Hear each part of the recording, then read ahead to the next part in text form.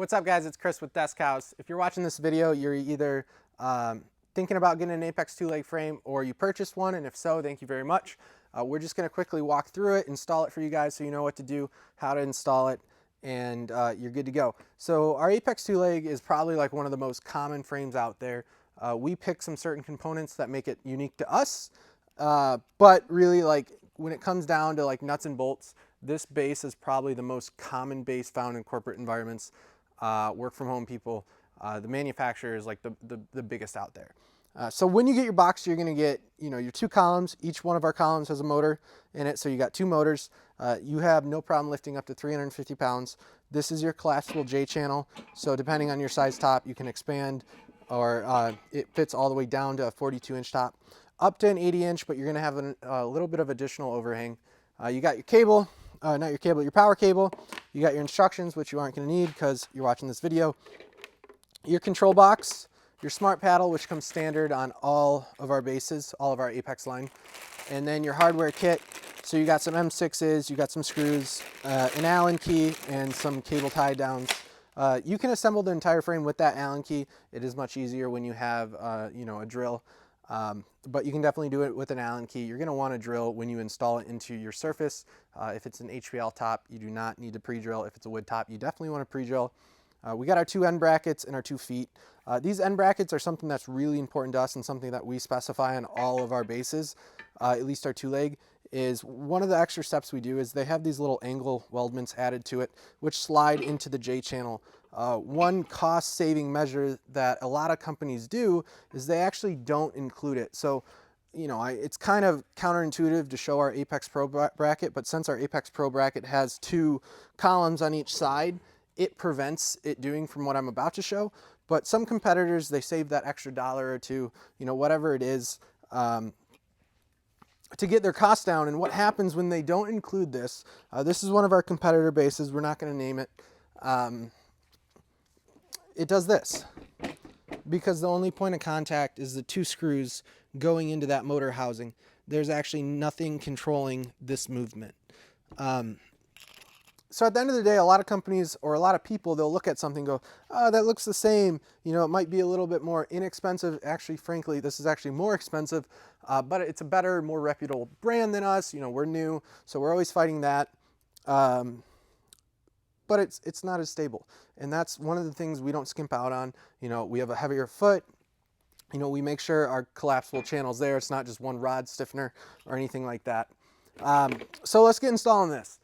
I do have I have a drill bit with a Phillips head and a drill with a bit to screw in those M6s.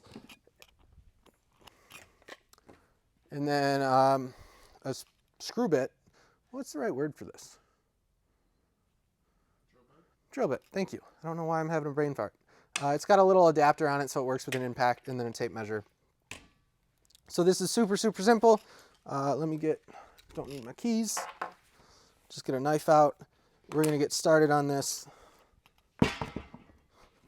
Just gonna flip this up. What you wanna do is you wanna make sure when you put your columns in that this little cutout is at the top. That's gonna create the space so you can slide in that end bracket. Now, the key thing with your hardware pack is the shorter machine screws go on everything except the feet and the top of the side brackets. Again, we'll go through it. It's just how I've always memorized it. So if you're a little bit worried of which ones to do, you can think of that, or the long ones are used for the feet. But let's get these short ones out.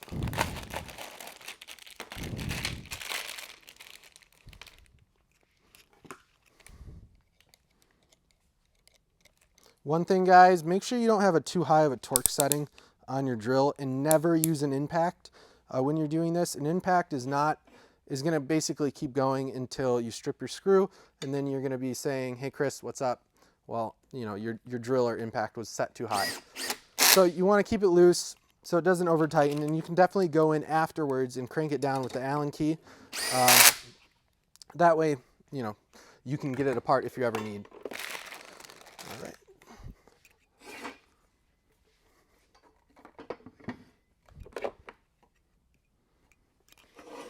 Just got to slide the channel out of the way.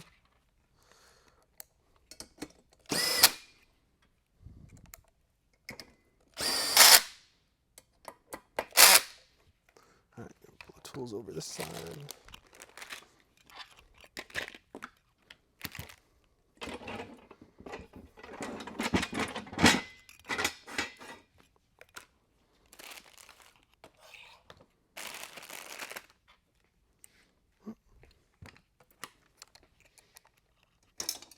Ooh.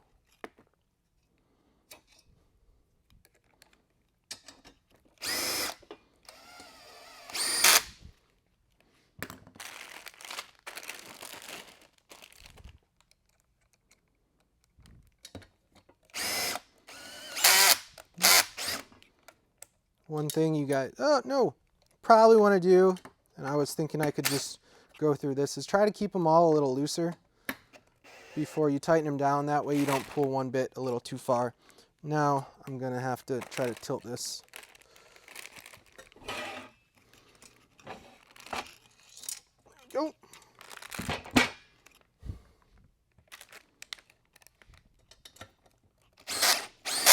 There we go. Tighten that one down. Good.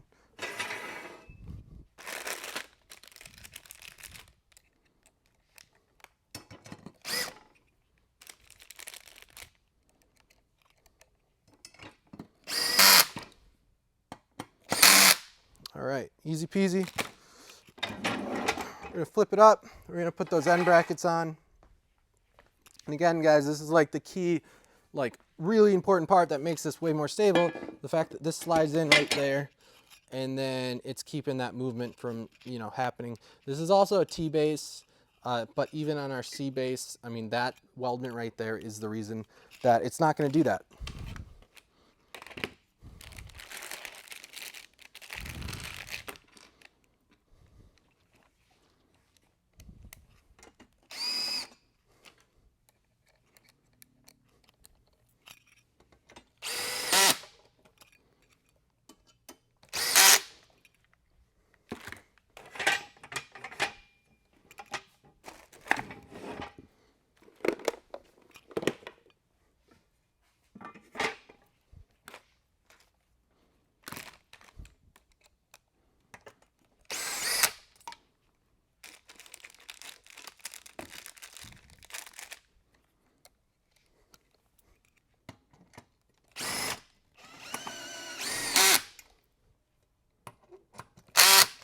Easy peasy.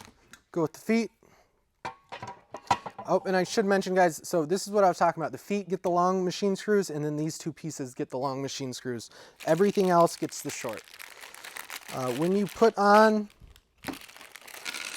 the feet, I kind of like to go in a cross pattern, especially on our foreleg. It just makes sure they all get in quite well and one's not pulling against the other.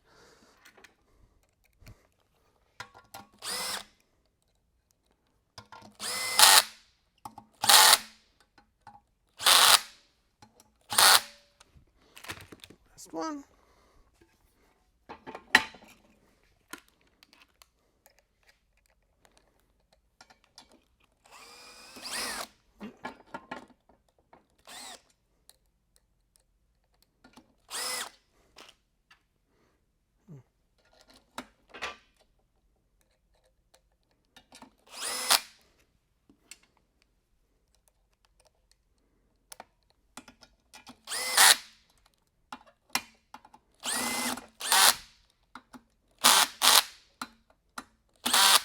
All right, so that's that, guys. It's, again, this is really easy, and this is why we actually don't focus on quick install bases where like they have mechanisms, because yeah, that might save you 5-10 minutes installing the base, but again, it adds some level of instability to the base, so we just don't include it.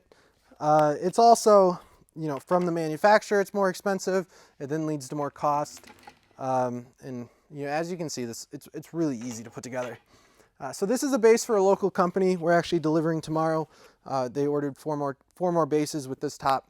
So what we're doing with them is we are going to do a 2-inch overhang per side and then center front to back. Of course, you should always center front to back. If you have a T design, you want it to be offset a little bit to the back. You never want the feet sticking out in either direction. But let's just go 2 inches. 2 inches, 2 inches. then 3.5.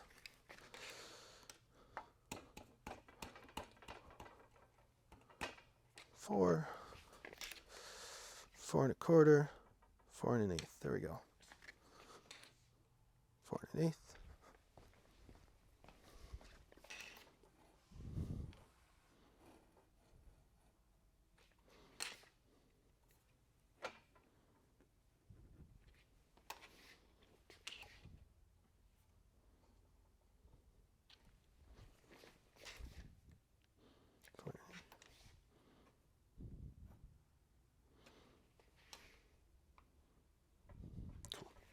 All right, and one thing you guys will notice is we did leave the J channel not tightened down yet. One, you need to move it around, but two, if you got it to where you wanted and then you tighten it down, you're not going to get this flexibility right here, which you want to make sure it's nice and center. And now I got to measure this again, but the more you know. All right. So like I said, typically with, especially with an HPL, you could totally just go in with your drill bit and some solid pressure.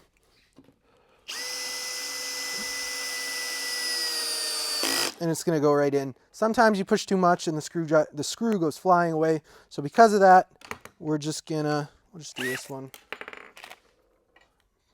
Put this bit in, and we're just going to start the holes.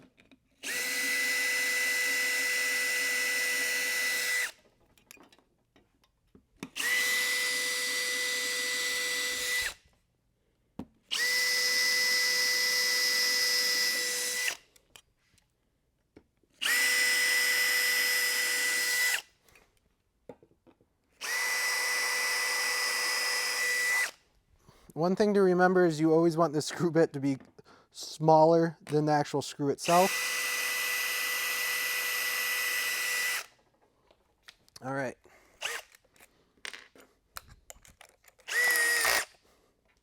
So watch how much easier this goes in. There you go.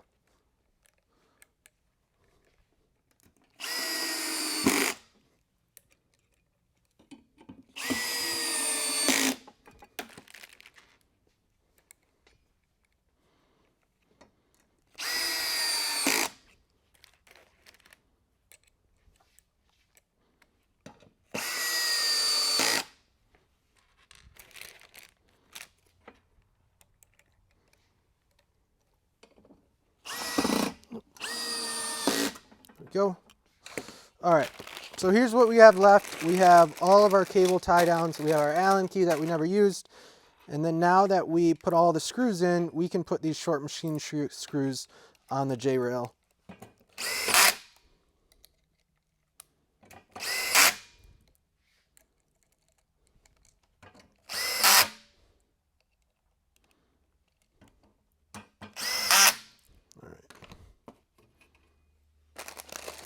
And then guys, just before I forget, these 2 additional screws are for the control box. However, we have the control box mount right here, so you're not going to need them. It just slides on right, just like that. We're going to pull this off. And then before we do these front machine screws, one little trick we like to do, if you open up your smart paddle, this red bag is your screws for your smart paddle, so you can only use those ones with your smart paddle. I'm a righty, most people are righty, so we're going to install the switch up on this side. And one trick you can do for cable management, slide this J channel out of the way, and then you want to push this, you want to get the rail right to the edge so you can see it, and have this, the clip go towards the inside. And go ahead and keep pushing that through.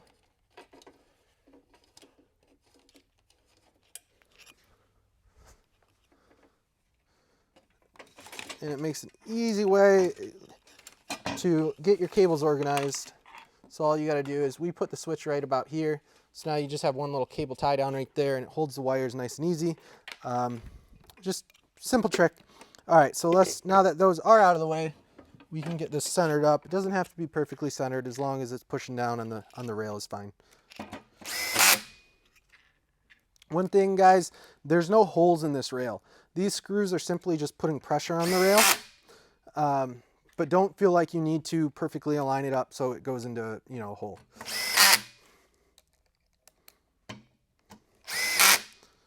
All right. Plug in the motor. All right, this goes underneath this. And then we're gonna only put in one screw right now, because I typically like to flip it over. That way I can make sure it's level. Or it's not level, it's straight against the edge.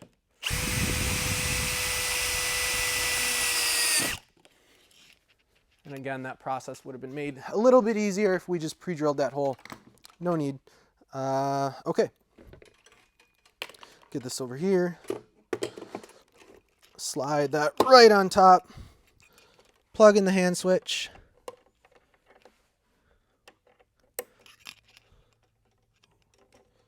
Hey Ross, do you want to find us another cord? That way we can show this working. All right. Second motor right here. And then this, what we like to do, again, is just tuck this, all this stuff up underneath the control box and basically just hide the mess. All right, so we're gonna need to, I'm gonna put that in here so we don't lose it. We're gonna use that when we flip it over. Thank you, sir. All right, all done with all these? Yes. Cable cord, set over here. Let's do a little bit of cable management.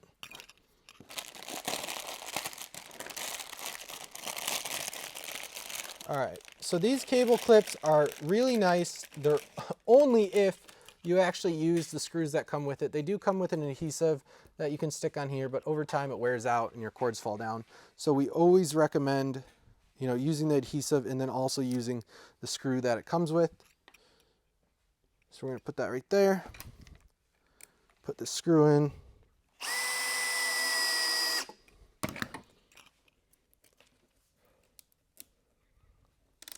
It's gonna hold that down. Another little trick is to reuse these holes.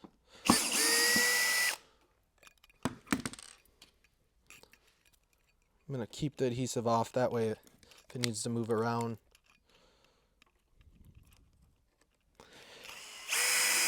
And then you don't want to do this too tight, because since this is a bigger screw, you can break the plastic.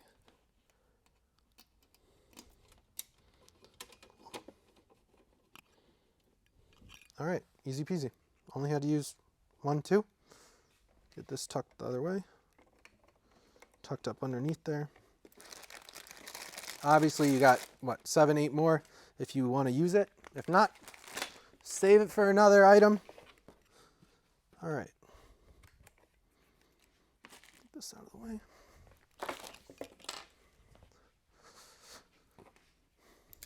How are we doing on time? 18 minutes, 45 seconds. Not bad. Ross, you want to go on that side? And then we'll spin, actually, so they can see the front.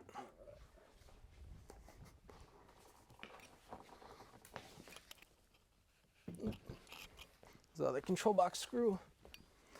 So our Apex frames, they're all BIFMA G1 rated unless they're mid-range. All of our extended range bases, so it's 22.5 to 48.5. It's actually 22.6 to 48.7, I believe. We just like round numbers. All right, where's that cord? So we got 2 more things. One is put the last screw in for the switch, plug it in, get it reset, and then you're good to go.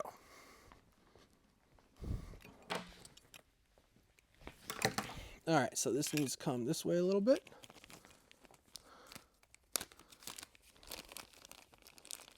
And then right off the bat, when I went to push there, I noticed that little bit of movement. All you gotta do is adjust the glides down here. You know, get it level to your floor, and you're good to go. All right. Don't mess this up on camera.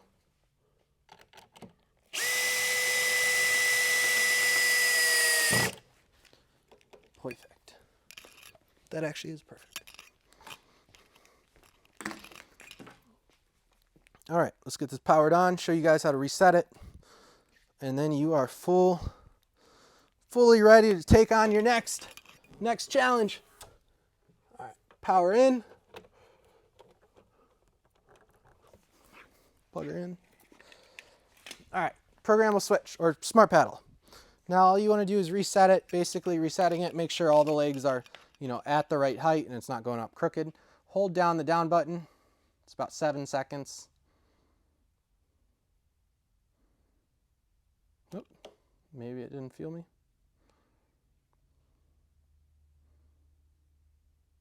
There you go. It's going to display reset. Push down, hold down. It's going to bottom out and slowly raise up, and then you're good.